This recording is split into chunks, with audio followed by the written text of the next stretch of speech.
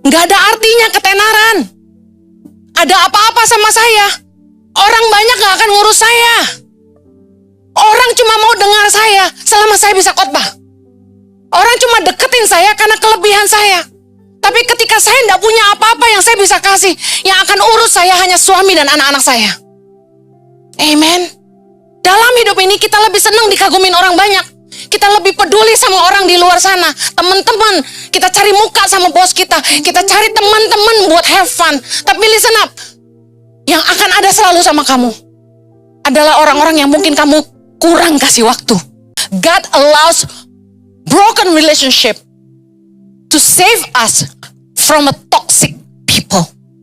Di dalam hidup kita ini ada orang-orang kayak Yudas, toxic. Bicara soal apa? Orang-orang yang punya kepentingan dalam hidup kita. Mereka ada di situ cuma jadi beban buat kita. Mereka di situ cuma memanfaatkan kita. Mereka punya kepentingan. Ketika terjadi konflik, terjadi pengkhianatan, terjadi perpecahan dalam hubungan kita rusak sama orang, gak perlu kecewa sama dia. Tuhan izinkan.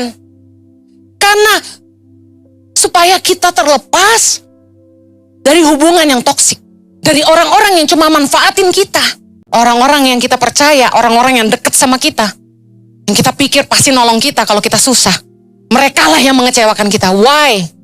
Supaya kita gak mengandalkan manusia. Kita belajar mengandalkan Allah.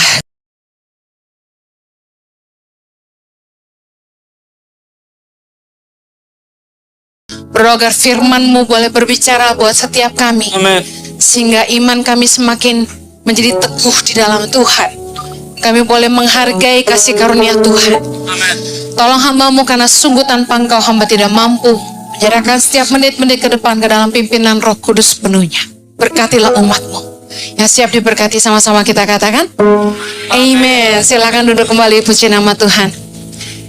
The dark times will reveal the people around us. Masa-masa gelap, masa-masa suram, masa-masa kelam akan menunjukkan siapa sesungguhnya orang-orang di sekitar kita. Katakan amin. Saya percaya kegelapan yang melingkupi Yesus di masa-masa itu yang akhirnya menunjukkan siapa orang-orang yang bersama-sama dengan Dia. Orang-orang datang dalam hidup kita dengan berbagai motivasi. Orang-orang datang mendekati kita dengan motivasi yang berbeda. Ada orang-orang yang memang datang dalam hidup kita. Mereka ada di hidup kita karena mereka sungguh-sungguh mengasihi kita. Yesus melihat sendiri siapa yang benar-benar bersama-sama dengan Dia di masa-masa gelap. Yohanes 19 ayat 25. Mari kita lihat. Dan dekat salib Yesus berdiri ibunya dan saudara ibunya Maria, istri Klopas, dan Maria Magdalena. Ayat 26. Ketika Yesus melihat ibunya dan murid yang dikasihinya di sampingnya, berkatalah ia kepada ibunya, "Ibu, inilah anakmu." Kemudian katanya kepada murid-muridnya, "Inilah ibumu."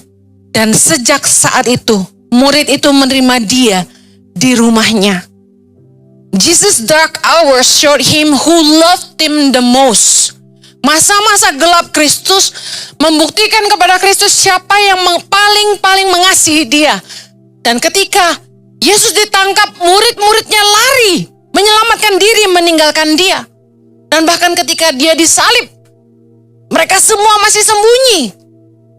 Ketika Yesus tergantung, menunggu saat-saat di mana dia akan menyerahkan nyawanya, firman Tuhan mencatat bahwa yang ada di situ adalah ibunya, saudara ibunya, Maria Magdalena, dan Yohanes, murid yang paling dikasihinya. Kita tahu bahwa masa sulit membuktikan siapa orang yang sungguh-sungguh mengasihi kita. Amin. Orang-orang yang tetap tinggal bersama-sama dengan Anda di masa-masa suram Anda, adalah orang-orang yang paling mengasihi Anda. Dan saya mau bilang ini, kadang-kadang sahabat teman itu malah bisa jadi saudara di masa kesukaran. Orang yang benar-benar keluarga kita belum tentu nolong kita. Amsal 17 ayat 17 bilang, seorang sahabat menaruh kasih setiap waktu dan menjadi seorang saudara dalam kesukaran. Seperti yang dialami Yesus, masa-masa kelam menunjukkan siapa orang yang paling mengasihi Dia. Saya percaya kita pun harus melihat siapakah yang bersama-sama dengan kita di masa-masa sulit. Hargailah mereka. Ketika Anda diberkati, jangan lupakan mereka. Amen. Banyak kali orang lebih senang cari penghargaan di luar rumah. Lebih senang berada bersama dengan orang banyak, the crowd. Padahal yang akan setia menemani kita adalah orang-orang yang menunggu kita pulang ke rumah. Hargailah pasanganmu. Kasih waktu buat anak-anakmu. Amen. Kenapa saya memilih untuk tidak khotbah keliling? Di saat justru saya sedang dikenal, di-viral, di undangan datang begitu banyak dari berbagai kalangan, dari mulai konglomerat sampai pejabat, dengan jemaat yang ribuan. Tapi saya tolak, karena saya tahu di masa pandemi, siapa yang cari saya? Tidak ada. Justru di masa susah, kita jadi ngerti kita harus investasi hidup buat siapa. Amen. Keluargamu, orang-orang di sebelah kamu hari ini yang gak ninggalin kamu, waktu kamu gak bisa kasih mereka apa-apa. Jangan lupa sama mereka.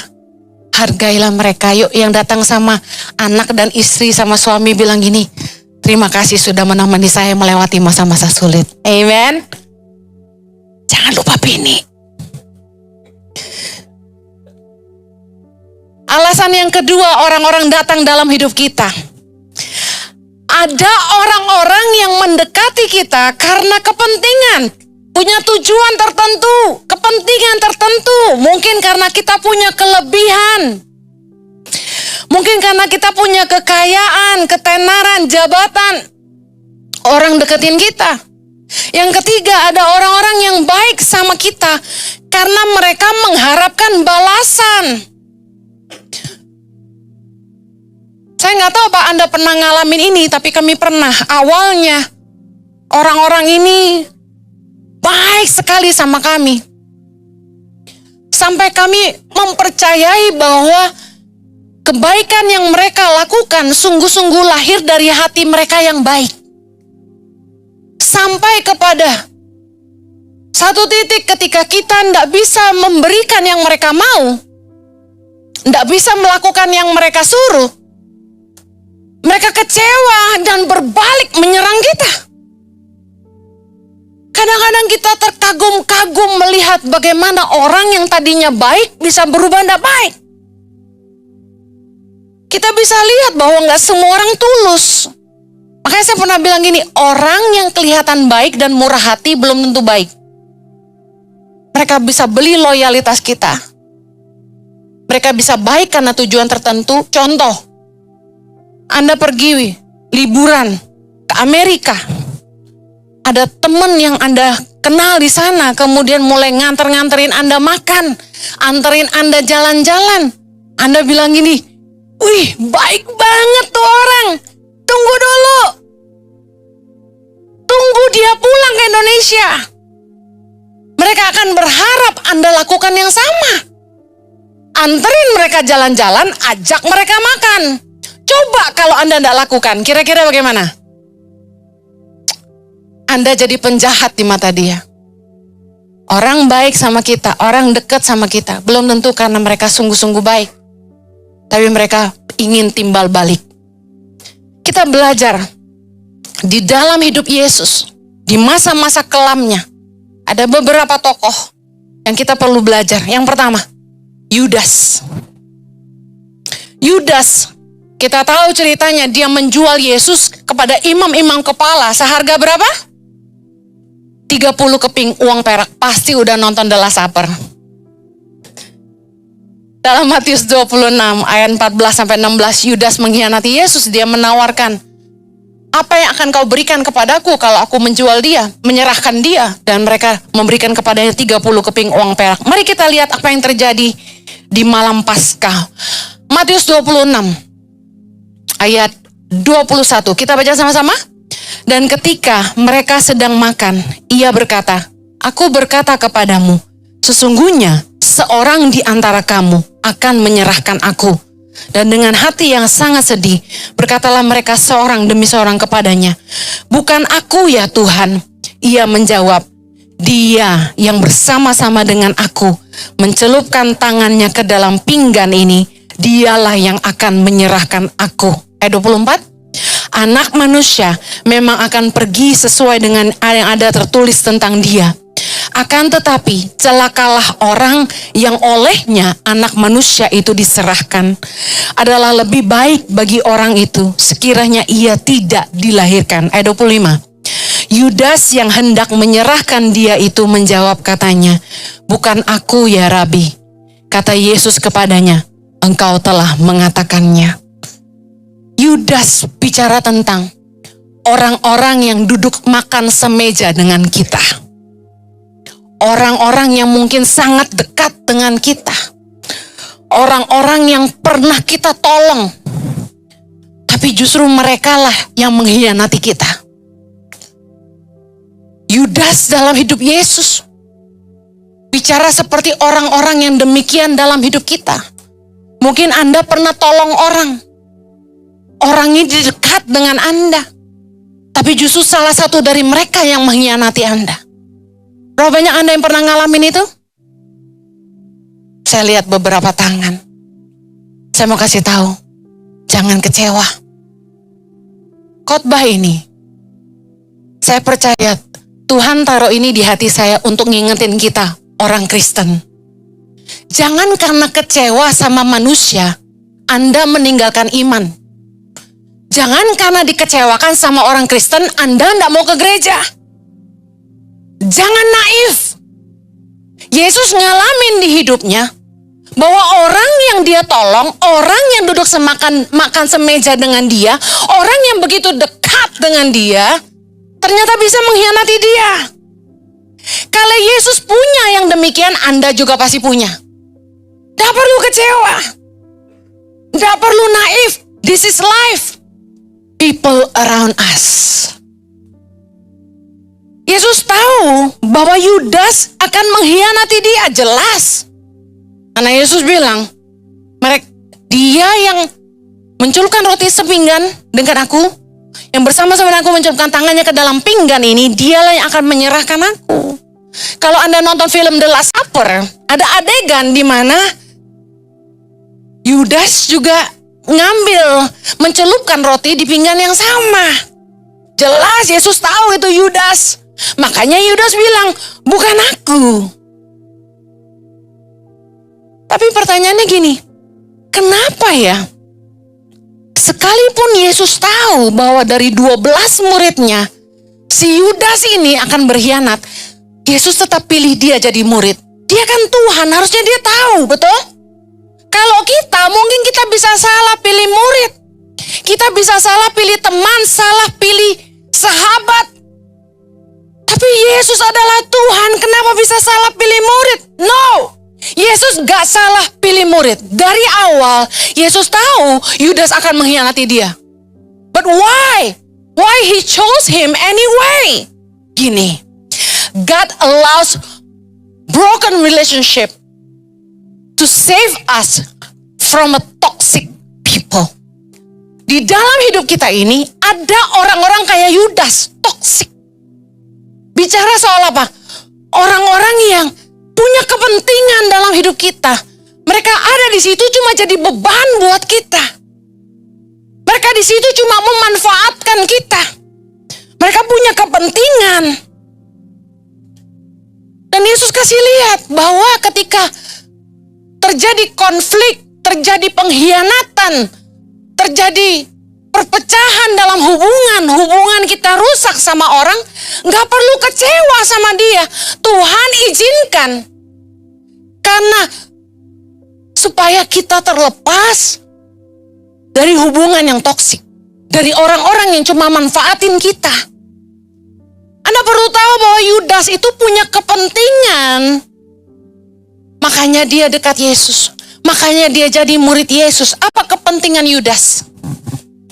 Yudas, tidak hanya Yudas, sebenarnya sejarah ini menuliskan bahwa seluruh bangsa Yahudi mengharapkan seorang Mesias datang. Seorang raja yang akan menyelamatkan mereka dari penjajahan bangsa Romawi. Dan Yudas bersama dengan murid-murid yang lain pernah salah persepsi terhadap Yesus.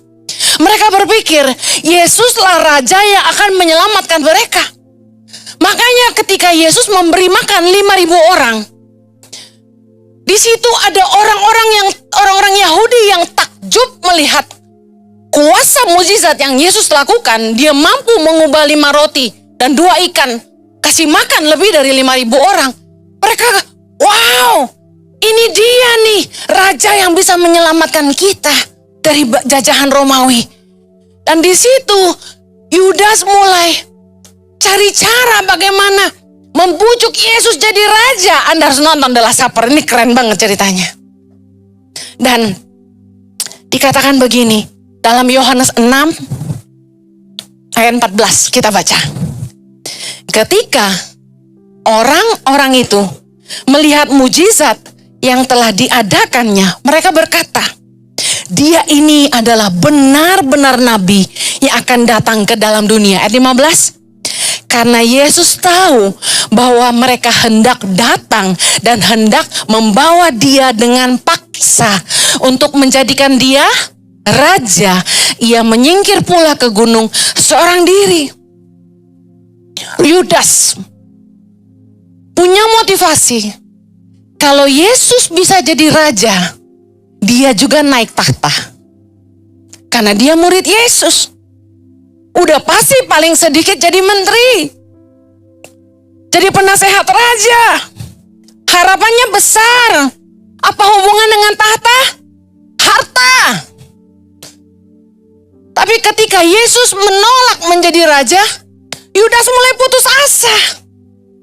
Gue salah ikut nih orang. Dia gak mau jadi raja. Susahlah kita. Miskinlah kita.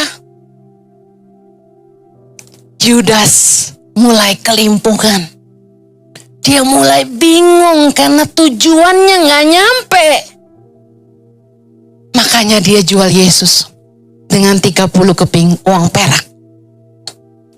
Saya kasih tahu, orang-orang yang hadir di hidupmu hanya karena mengharapkan uangmu, suatu hari akan meninggalkan kamu. Mungkin dengan cara yang tidak baik, mengkhianati kamu.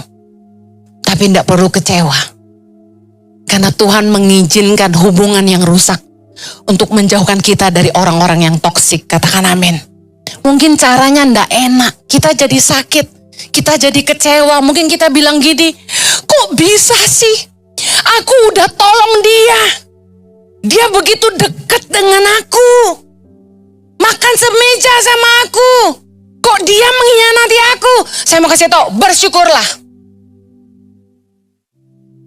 Kalau Anda kehilangan sahabat yang Anda pikir sahabat, tapi kemudian mereka mengkhianati Anda, percayalah, Tuhan mengizinkan itu untuk membawa Anda keluar dari hubungan yang tidak perlu. Katakan amin. Kenapa Yesus kok tetap memilih Yudas jadi muridnya? Adalah ini. Karena Tuhan memakai Yudas untuk menggenapi apa yang tertulis dalam kitab suci. Anda percaya? Matius 26 ayat 24. Tadi kita baca, anak manusia memang akan pergi sesuai dengan yang ada tertulis tentang dia. Akan tetapi celakalah orang yang olehnya anak manusia itu diserahkan. Adalah lebih baik bagi orang itu sekiranya itu dilahirkan. Yudas orang jahat yang dipakai Tuhan untuk menggenapi rencana Allah. Itu aja. Sometimes Tuhan izinin ada orang-orang yang gak baik dalam hidup kita untuk menyatakan kebaikannya. Anda ingat kisah Yusuf? Yusuf itu dibawa Tuhan masuk dalam rencana yang luar biasa. menjadi penguasa atas Mesir, menjadi orang kedua setelah Firaun dengan cara yang tidak mudah. Yusuf harus melewati banyak fase pengkhianatan, dimulai dari kakak-kakaknya, difitnah oleh istri Potifar, dihianati oleh temannya yang ketemu di penjara, baru kemudian dia naik tahta. Saya kasih tahu, Tuhan bisa pakai orang-orang yang punya niat tidak baik untuk menyatakan kebaikannya dalam hidupmu. Katakan amin. Melihat ke belakang, Yusuf berkata dalam Kejadian 50 ayat 20, memang kamu telah mereka-rekakan yang jahat terhadap aku, tetapi Allah telah mereka-rekakannya untuk kebaikan, dengan maksud melakukan seperti yang terjadi sekarang ini, yakni memelihara hidup suatu bangsa yang besar. God can use people's bad intention to bring you good. Mungkin orang niatnya gak baik sama Anda, tapi dia gak tahu Tuhan Maha Kuasa. Amen. Tuhan bisa pakai siapa aja untuk menyatakan rencananya dalam hidup kita. God can use problems in relationship supaya menghantar kita kepada rencananya yang sempurna. Saya sama Pastor Jojo pernah ngalamin yang gak enak di masa lalu. Saya pernah cerita di khotbah yang lain. Saya pernah diusir sama gembala saya keluar dari gereja untuk sebuah hal yang bukan kesalahan saya. Hanya karena suami saya tidak mau lagi kerja di gereja itu. Saya diusir dari gereja. Kecewa. Banyak orang Kristen yang mungkin kalau jadi saya, gak ada gereja-gerejaan. Gereja katanya penuh kasih, pendeta katanya penuh kasih. Masa orang ke gereja diusir? Kira-kira Anda seperti itu enggak? Kalau saya marahin Anda di depan pintu, lu kalau parkir jangan sembarangan nyusahin tukang parkir. Anda langsung marah gak mau ke gereja ICI lagi enggak? Emang Bu Heni doang yang punya gereja? Di Jakarta banyak, Kelapa Gading 300-an. Songong kan? Makanya jangan galak-galak sama tim parkir. Kasihan mereka yang dimarahin orang. Amin. Katakan kanan kirimu harus jadi berkat mulai dari parkiran. Haleluya. Saya kasih tahu, saya hari ini berterima kasih kepada gembala yang pernah usir saya dari gereja itu, supaya saya keluar dari rasa nyaman saya, supaya saya ngerti panggilan Tuhan dalam hidup saya. Saya harus bangkit jadi hamba Tuhan, bukan cuma jadi pegawai di gereja yang nyuci gelas perjamuan kudus setiap minggu. Dengar baik, saya tidak pernah sakit hati. Saya tetap mengasihi. Saya tetap berdoa mereka sehat. Kita tidak boleh pahit sama orang. Kalau ada orang jahat sama Anda, miliki pengertian ini.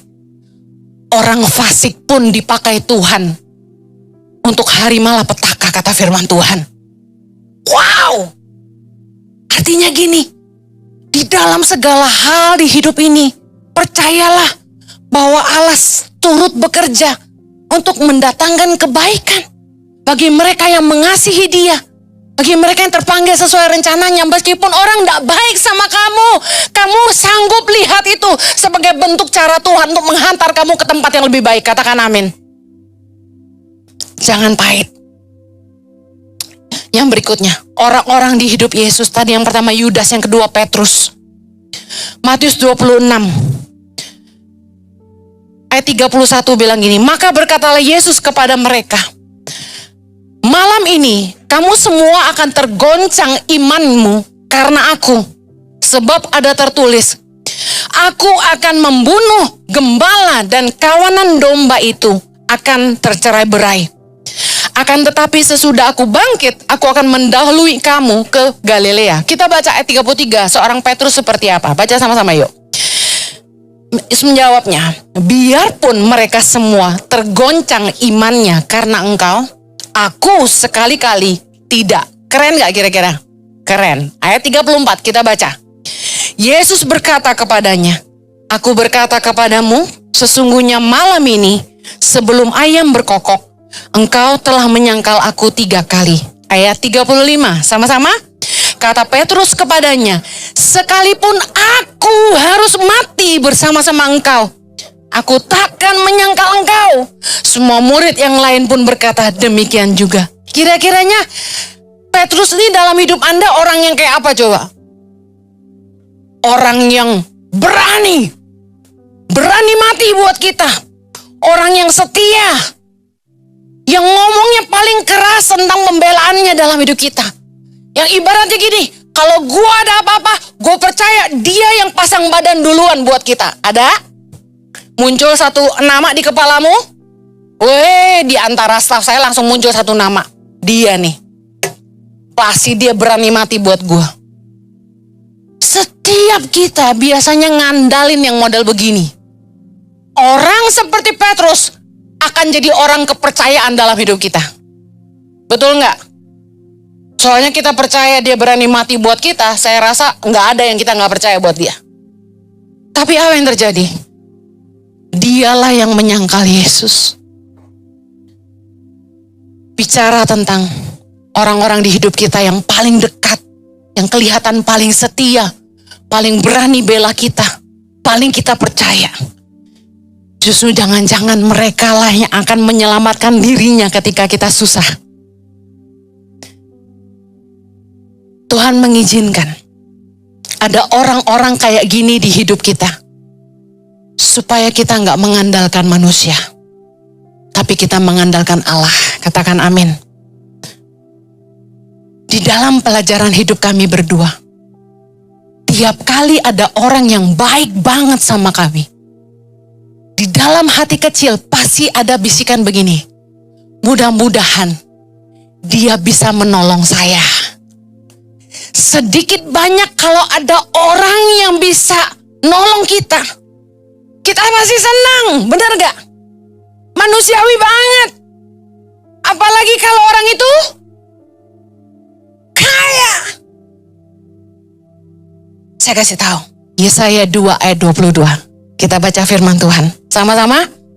Jangan berharap pada manusia, sebab ia tidak lebih daripada embusan nafas, dan sebagai apakah ia dapat dianggap. Baca lagi, Mazmur 146 ayat 3.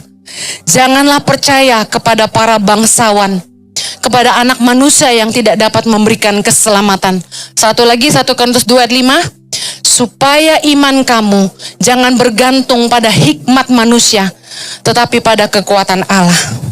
Dengar, Tuhan izinin orang-orang yang kita andelin ngecewain kita. Orang-orang yang kita percaya, orang-orang yang deket sama kita, yang kita pikir pasti nolong kita kalau kita susah. Mereka lah yang mengecewakan kita. Why? Supaya kita nggak mengandalkan manusia.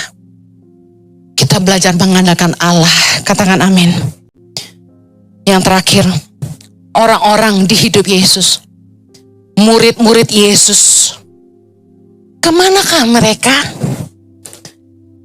Kenapa hanya Petrus yang ngintilin Yesus dari jauh? Kemana yang lain? Matius 26 ayat 56. Akan tetapi semua ini terjadi supaya genap yang ada tertulis dalam kitab nabi-nabi. Baca sama-sama.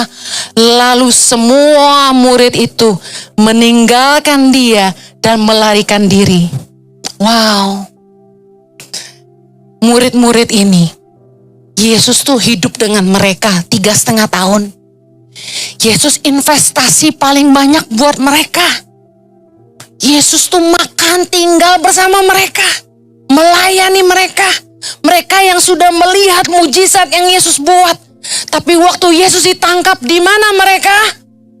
Lari, menyelamatkan diri. Pelajaran apa yang kita bisa petik? Belajar tulus. Belajar melayani dengan tulus. Yesus tidak sakit hati. Kalau Anda baca lagi di Alkitab, kisah selanjutnya, waktu Yesus bangkit, siapa yang dia cari? Dia cari murid-muridnya. Anda pasti berpikir gini, wah kurang ajar loh. Giliran enak-enak lo ikut gua. Giliran gua susah lo lari. Kira-kira kalau Anda jadi Yesus, Anda bangkit, Anda apain mereka?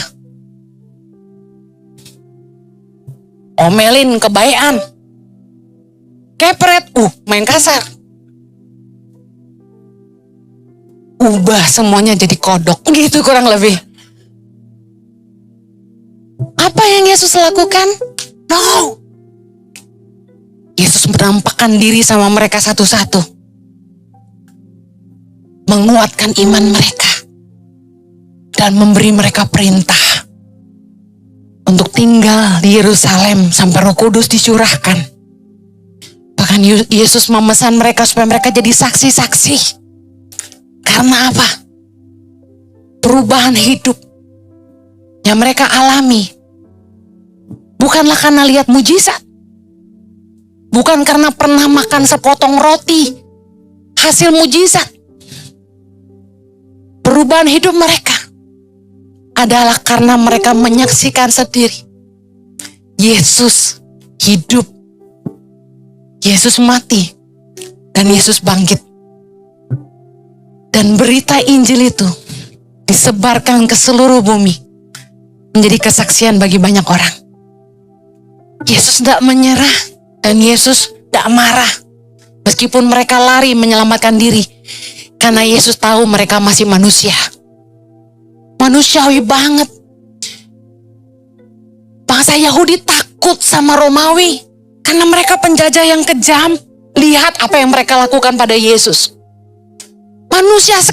Manusiawi sekali kalau mereka takut. Sometimes kita yang sebagai sesama manusia, kita tidak ngerti teori ini. Kalau orang masih bisa hianati kamu, kecewain kamu, orang gak nolong kamu, orang takut bela kamu, manusiawi sekali karena mereka masih manusia. Kalau Yesus saja bisa ngampunin mereka, kenapa kita enggak? Yesus tunjukin sama kita kuasa kasih-Nya. Dia enggak marah, tapi dia kuatkan iman mereka. Jangan kecewa waktu orang-orang di sekitar kamu ngecewain kamu. Tapi kasihi mereka. Kuatkan mereka, karena mereka juga manusia. Amen. Tulus saja melayani. Yang terakhir, the fans club, the crowd, orang banyak. Anda ingat dalam Matius 21, Yesus tuh dielu-elukan waktu masuk kota Yerusalem, mendekati Yerusalem. Orang rame-rame lepasin jubah. Orang ambil ranting-ranting taruh di jalan. Ditaburin gitu, supaya Yesus jalan di atasnya sambil duduk di atas keledai. Dan mereka lambai-lambai dengan daun palem dan bilang Hosana, Hosana, sampai gempar seluruh Yerusalem. Mereka bilang, siapakah orang ini? Wow, Yesus ngetop banget. Waktu saya di Israel, saya tanya sama guide di sana, dia senior guide, ngerti bahasa Yahudi, Ibrani, ngerti sejarah, budaya. Dan saya tanya sama dia, Jerius, waktu Yesus ditangkap, diadili di rumah imam besar Kayafas dan Pontius Pilatus, ada massa yang berteriak, salibkan dia, salibkan dia. Saya bertanya, apakah ini massa yang sama dengan yang mengeluh-ngeluhkan Yesus di Yerusalem? Dia bilang no. Saya bilang, where were the crowd? Di mana orang-orang yang pernah dia sembuhkan? Di mana orang yang pernah lihat mujizat? Di mana ribuan orang yang menyertai dia sampai mendekati kota Yerusalem? Yang melemparkan jubah dan ranting-ranting dan berteriak Hosana. Di mana mereka? Kok tidak ada yang bela Yesus? Mereka meninggalkan Yesus satu-satu ketika masuk ke kota Yerusalem. Karena mereka ketakutan melihat Romawi yang ada di Yerusalem. Karena Anda harus tahu, Yerusalem adalah pusat kekuasaan Romawi. Ada istana Herodes di sana, pemerintahan Pontius Pilatus di sana. Begitu orang-orang dari Galilea yang menyertai Yesus lihat, wow, Yesus masuk Yerusalem, mereka mulai pulang satu-satu. Sehingga Alkitab mencatat, hanya ada Yesus bersama 12 muridnya di Yerusalem. Makanya, waktu diadili, yang teriak salibkan dia, bukanlah kelompok yang sama. Itu adalah orang-orang yang sudah dipengaruhi oleh imam-imam, para ahli Taurat. Makanya mereka berteriak, salibkan dia. Dan Yesus diadili. Pesan buat kita semua. Bicara soal orang banyak. Bicara soal pujian orang-orang yang kagum sama kita. Dalam hidup ini, jangan kejar popularitas. Jangan kejar pujian dari orang banyak. Jangan prioritasin orang banyak di atas keluargamu.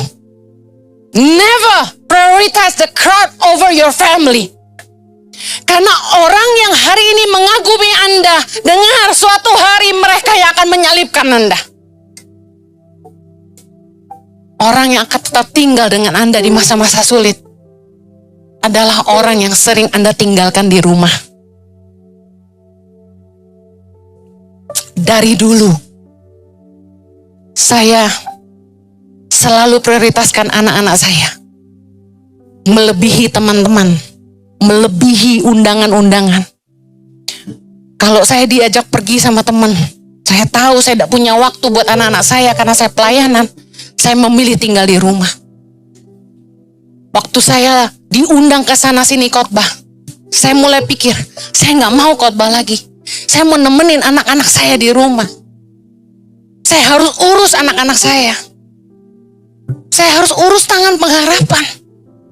Makanya waktu undangan sana sini datang, saya ditawarin, Bu Heni, PK 10 juta, enggak. PK 50 juta, enggak. PK 100 juta, enggak. Kita penasaran tahun depan mereka tawar berapa lagi? Enggak. Bapak Ibu, saya bukan naif. Saya butuh duit. Tapi saya ngerti, enggak ada artinya ketenaran. Ada apa-apa sama saya, orang banyak gak akan ngurus saya. Orang cuma mau dengar saya selama saya bisa khotbah. Orang cuma deketin saya karena kelebihan saya. Tapi ketika saya tidak punya apa-apa yang saya bisa kasih, yang akan urus saya hanya suami dan anak-anak saya. Amen. Dalam hidup ini kita lebih senang dikagumin orang banyak. Kita lebih peduli sama orang di luar sana. Teman-teman, kita cari muka sama bos kita. Kita cari teman-teman buat have fun. Tapi listen up, yang akan ada selalu sama kamu adalah orang-orang yang mungkin kamu kurang kasih waktu. Amen.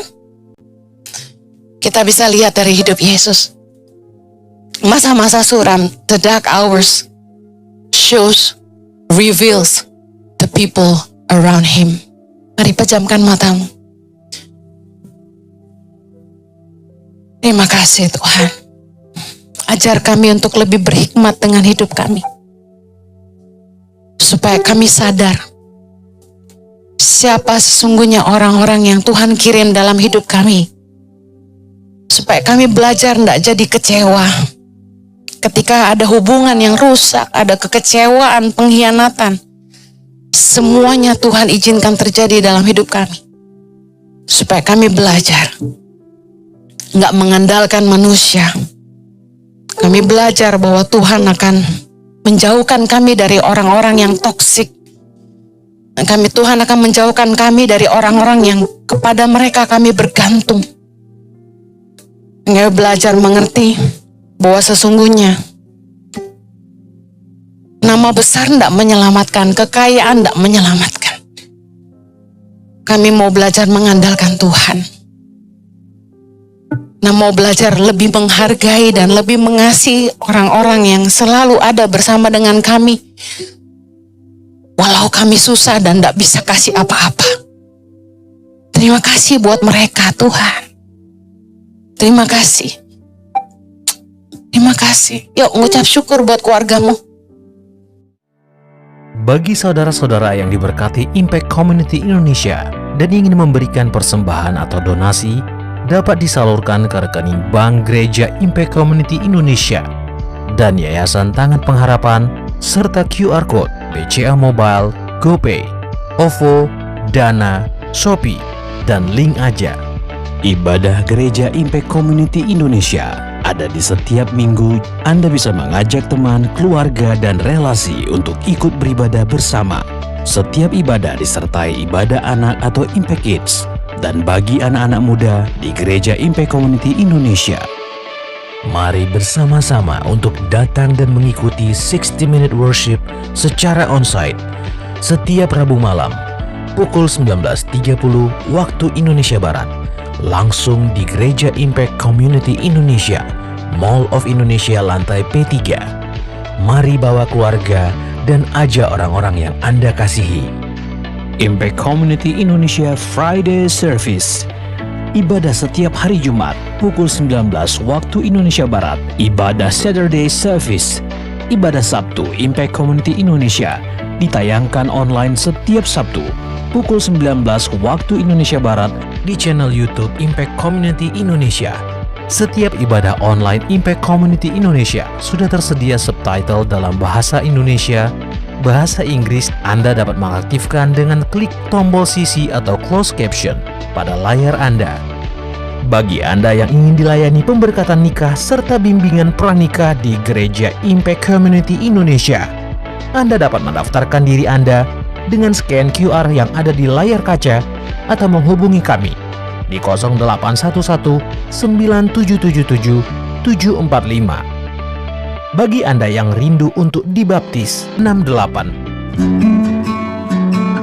Mengabdi adalah sebuah pilihan tepat yang pernah saya buat dalam hidup saya, sesuatu yang melengkapi hidup saya, di mana saya bebas mengekspresikan isi hati dan semangat saya untuk berkontribusi bagi negara tercinta ini. Menolong setiap anak pedalaman dari keterbelakangan pendidikan merupakan suatu tantangan besar bagi saya. Bukanlah sesuatu yang mudah dan gampang, perlu ketekunan dan kesabaran dalam menjalani pengabdian ini. Nah, untuk mengerjakan hal ini, tidak saja dengan kemauan, tapi perlu adanya tekad yang kuat dan konsistensi dalam mengajar. Mengapa demikian? Karena beberapa kali saya mengajar, ketika besok ditanya, pasti lupa lagi materi yang telah diberikan. Apakah dengan begini saya harus menyerah dengan pengabdian saya? Tentu tidak. Ini akan menjadi motivasi lagi buat saya agar lebih dekat dan lebih memahami anak murid saya.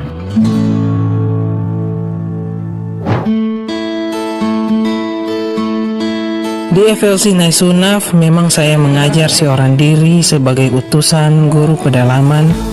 Setiap pekerjaan saya mulai dari membersihkan mes tempat tinggal saya, mencuci dan menyiapkan media belajar harus saya siapkan secara mandiri. Namun begitu, hal ini yang menjadi semangat dalam pengabdian saya ini.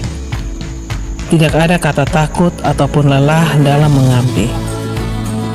Mengabdi bukan saja soal kita menjadi tukang atur dan tukang nasihat untuk murid, tetapi kita bisa menjadi teman bagi murid, baik itu di kala senang maupun sedih. Mendekatkan diri dengan murid sangat penting, agar tercipta kenyamanan antara murid dan guru yang akan berdampak pada kerjasama yang baik dalam kegiatan belajar dan mengajar.